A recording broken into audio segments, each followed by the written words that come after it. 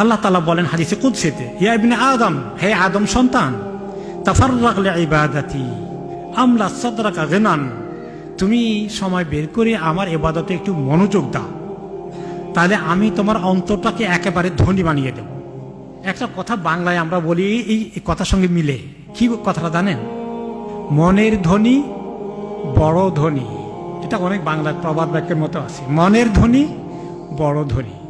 মনের ভিতরে যার হাহাকার আকাঙ্ক্ষা নাই, লোভ নাই, লালসা নাই, অমুকে আমার বাড়ির পাশে এততলা বানিয়েছে, আমি কুড়ি ঘরে আছি, ডাজেন্ট ম্যাটার, আমার তো জান্নাতে ঘর তৈরি হচ্ছে, মাশাআল্লাহ, এরকম চিন্তায় আছে।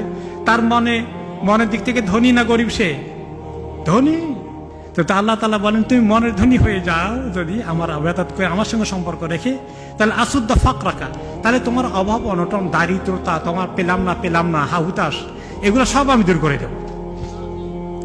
ওয়া ইল্লাম তাফআল মালা'তু সাদরাকা শুগলান ওয়া লাম আসুদ্দা ফাকরাকা, আর যদি তুমি এরকম না করতে পারো, মনে রেখো আমি তোমার অন্তরের মধ্যে এত ব্যস্ততা ঢেলে দেব, এমন বিজনেস লাগাই দেব, তোমার শান্তি হবে না। ওয়ালাম আসুদ্দা ফাকরাকা, তোমার অভাব, হাহাকার ভাব কোনো দিন শেষ হবে না।